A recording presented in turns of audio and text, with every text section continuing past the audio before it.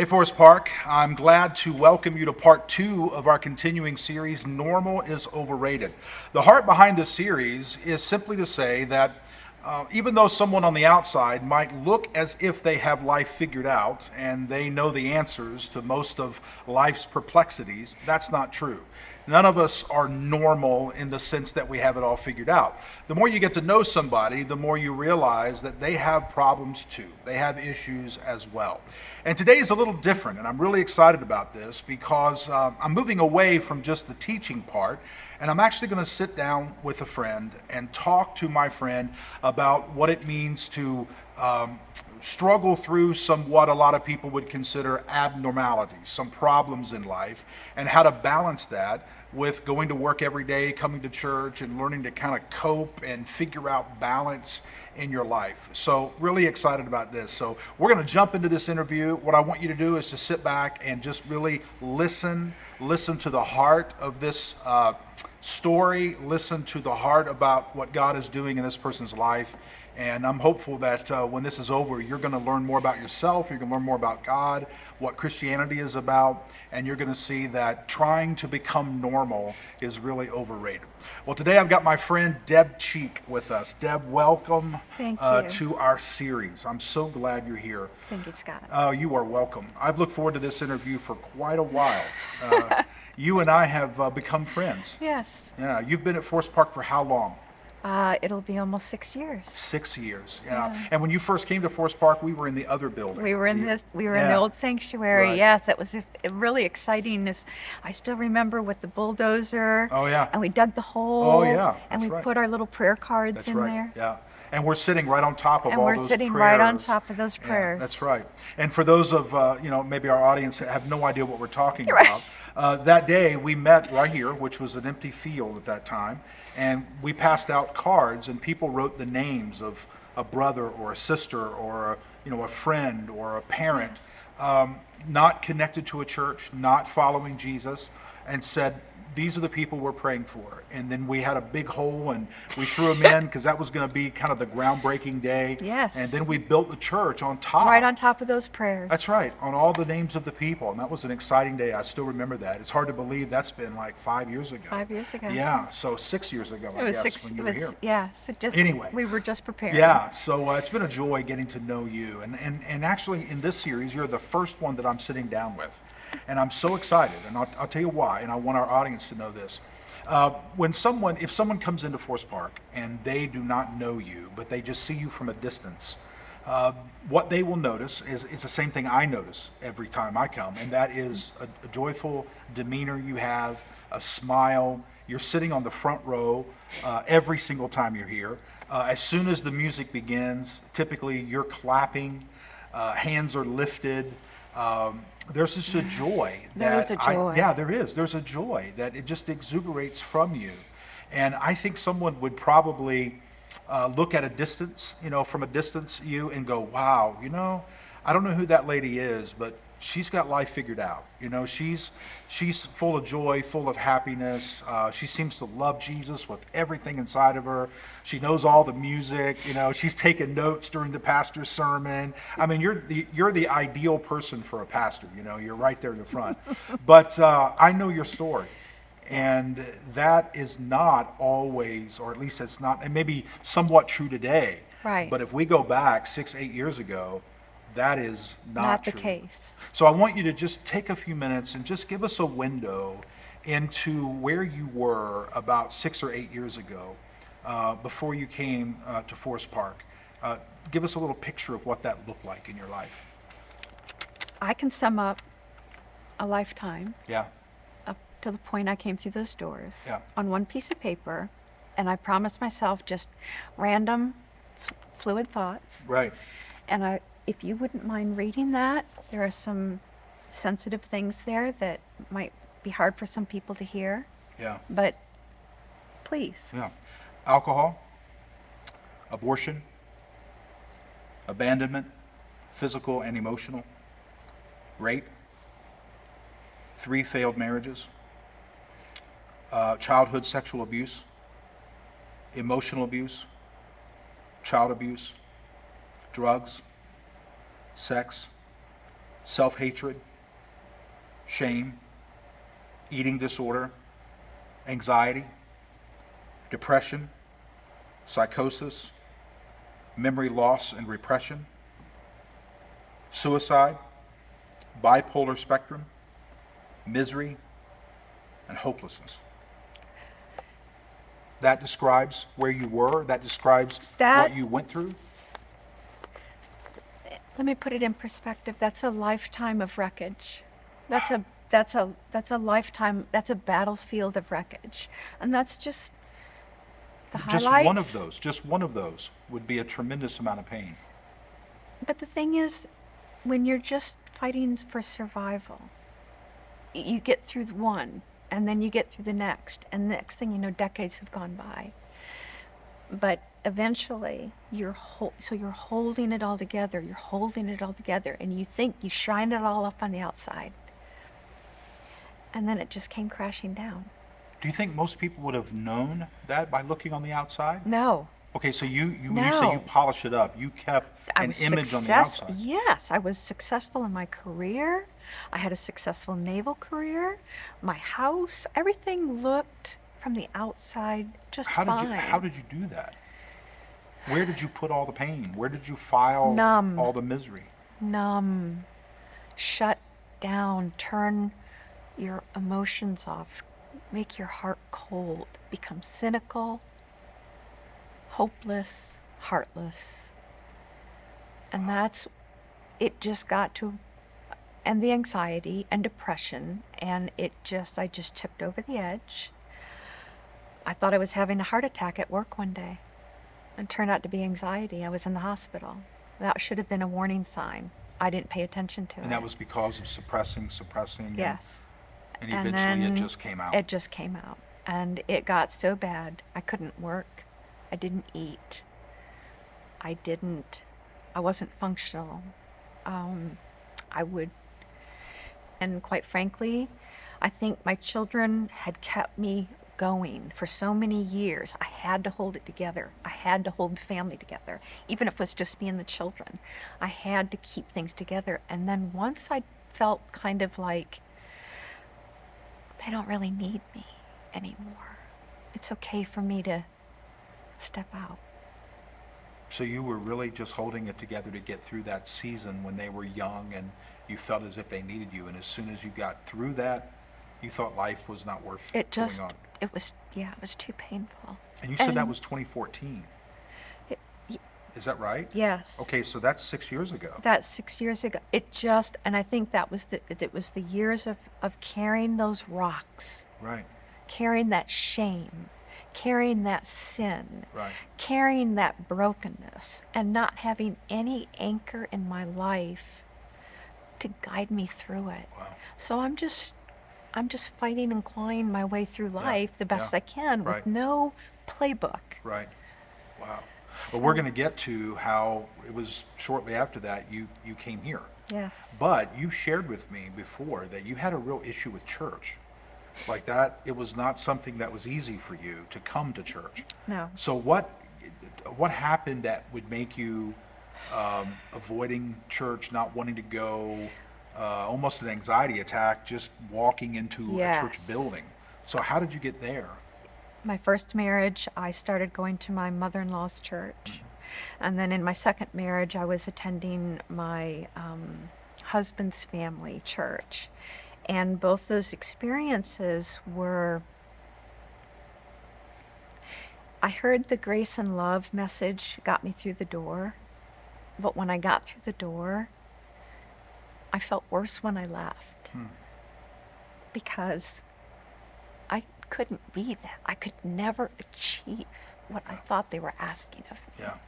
And now what year was that approximately? Approximately 1986. Oh, okay. 87. So it was a long time before Yes. 2014. Yes. So you were outside of church for years. many After years. that, That was it. You were I was done. All right, And so you walked away from church I and walked said, away. okay, I tried God, tried church, that didn't work. And then your life just progressively Spiraled. got worse and worse and worse until we come to 2014 And the suicide. and the suicide attempt. Yes. So, it was probably 2 or 3 weeks after I got out of the hospital, and I had a lot of time in the hospital to think. Yeah. But when I got out of the hospital, I knew where I needed to be. And I needed to be, and I needed to find Yeah. whatever was calling me. So how did you end up at Forest Park? Okay, so Google, Yeah. and I saw no perfect people allowed. And I said, Oh, that's me. that's the place. That's the place. Wow. I mean, and I So you read literally and found Forest Park online? Online. Just looking? just looking. Wow, that's Just amazing. because I needed I knew what I needed. Yeah. So it was that or eeny, meeny, miny, mo. Right. So tell me about okay, so you see this church online. That means you didn't have necessarily people here, so you didn't really have someone to sit with or walk you around or break the ice for you. That first Sunday was a cold call. You had That- to walk in by yourself Yes. in the middle of all the pain and everything going on, and you had no idea what church was going to be like. So Yes. how did you feel when you pulled into the parking lot? Terrified. Terrified. I got here 30 minutes early because I wanted to give myself a chance to either fight or flight. Right. Right. Was I going to fight my fear and go in, or turn around and go home? Wow. And I took anxiety medication, downed it with a bottle of water, waited 20 minutes, Yeah. walked through the door, Wow. and all I saw were smiles. The people were crowded around the doors waiting to get in, Yeah. talking and laughing and chasing kids and hugging, and what was this? Yeah. And I'd seen it before, so You were suspicious. I was Yeah. suspicious. Right. It can't be this good. Right. People can't be that loving. Where's the Right. catch? Right. Where's the fine print? Where's the fine print? Yeah. What'd you Wow. put in the water Right. Right. with these people? Yeah. Did you come back the next week? I Or did did. you wait? Okay, Oh, you came no. back. I knew I was home. Wow. It took Now one it took Sunday. you a while to get involved though, because today you're very involved. Yes. But it took you a while, and you shared with me a little bit about that journey, getting involved, and that was very Yes. purposeful, very strategic Very for strategic. yourself. I mean, it Yes. really was. Tell me a little bit about that. That Because was that's very interesting. That was part of my growth journey. Okay. Once I started healing and I had become, I was getting fed here spiritually. I was growing and learning, and I got hooked up with First Impressions, and that was great for me because, number one, I got to battle my social anxiety and in a loving environment that was supportive. I was handheld through the process. Right. I mean, Yeah. really, my team leads were wonderful. Yeah. My team was wonderful. They knew I was scared. They knew I was nervous. And you're very involved today. You still Yes. serve in our First Impressions team. Yes. You're also part Love of our it. Awaken group that we Yes. have on Monday Love evenings, which that. is a small group that we get and talk about books, and you've gone quite deep in reading and in Christianity and doctrine and just studying through. I think we're in our fourth book now, third or fourth Yeah. book, and you've been at almost every meeting we've had, and Yeah. you're growing, and that's amazing. People might listen to what you're saying now and go, okay, well, there's a story of a person who becomes a Christian, goes to church, and then life is great from that point on, and life is happy-go-lucky. But that is not true. You still have Struggle. recurring. You have days, no doubt. I would imagine Yes. that you haven't told me this, but I imagine that you get up and go, okay, I've got to get through this day. Yes.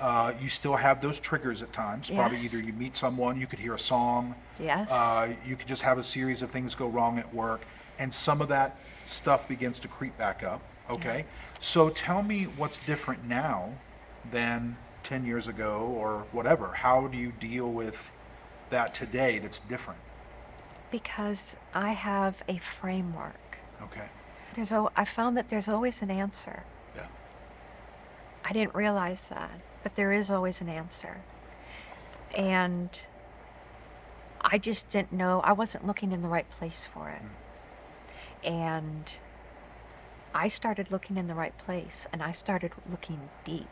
I mean, the first book I read before I even picked up a Bible again was Mere Christianity By C.S. Lewis, by C.S. Yeah. Lewis.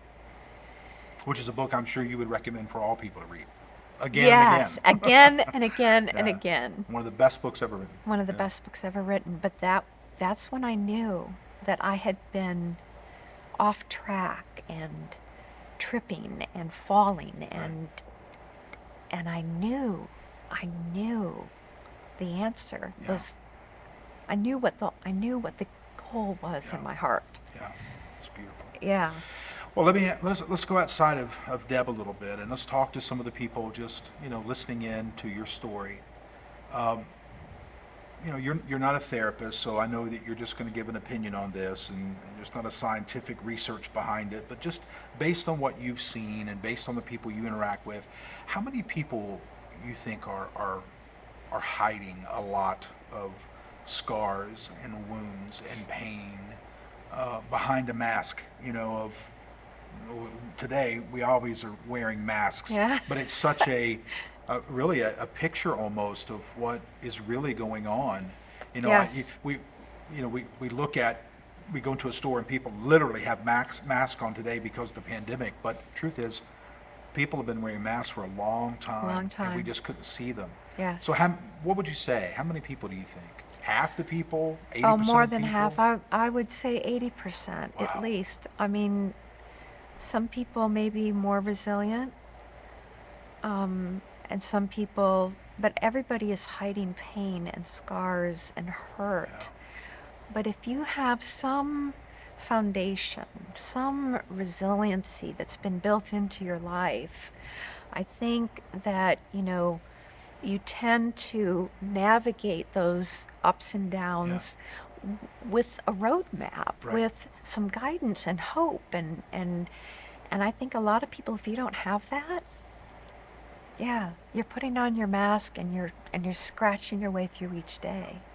Why do you think people are so hesitant and scared to be transparent? Stigma, shame, stigma But and but the shame. truth is 80% of people, like you said, if that is accurate, 80% of people are going through similar things, and yet we still think somehow we're abnormal.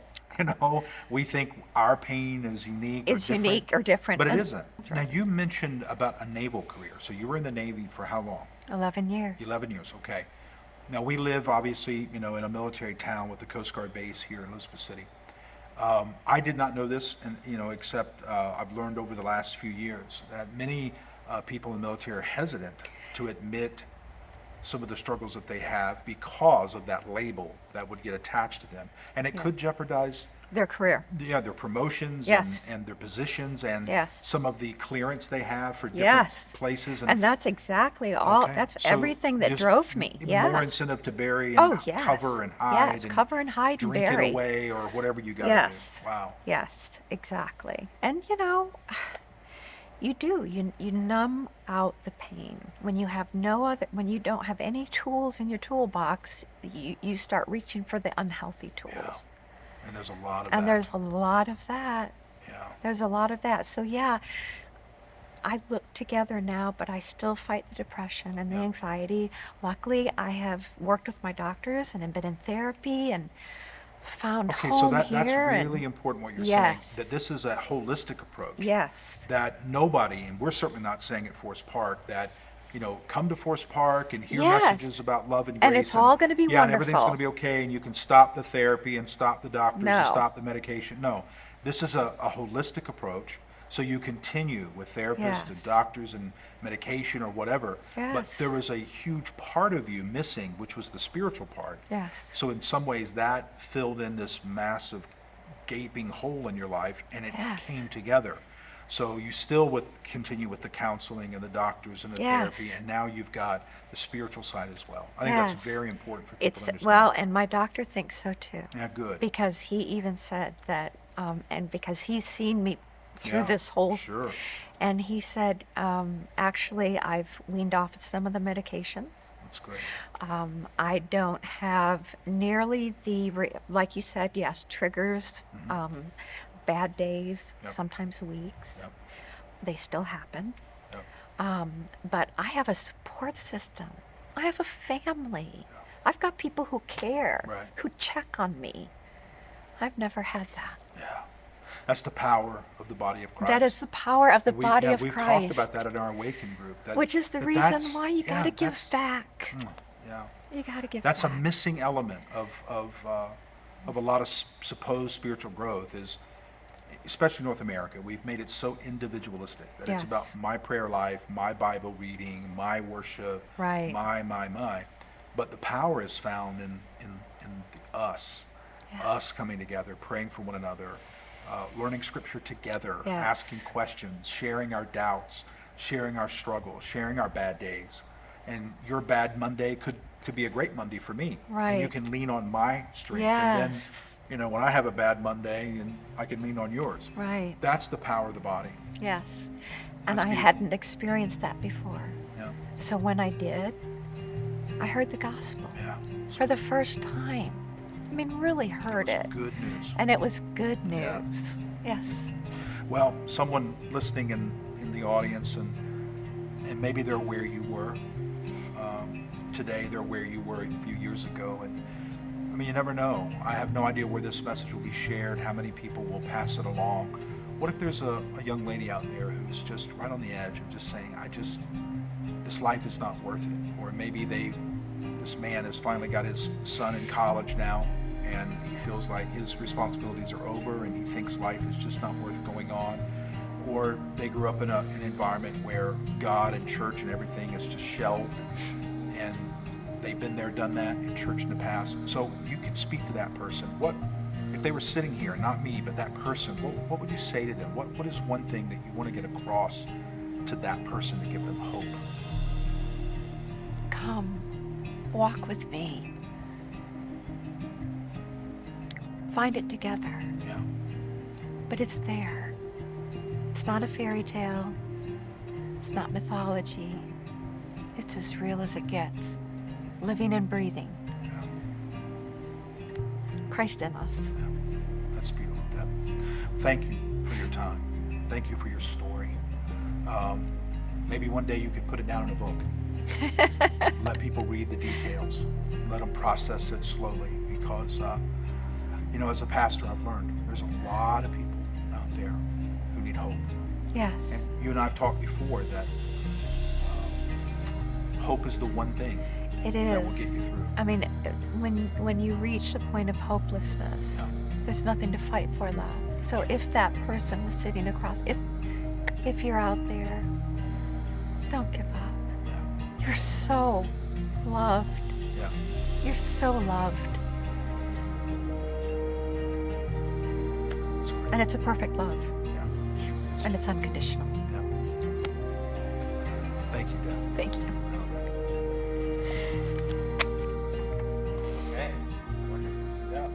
Thanks for watching this video. While you're here, make sure you subscribe and turn the bell on so you don't miss any other videos or content Forest Park releases. Make sure you share this with a friend. Take a few moments and check out some other things Forest Park has.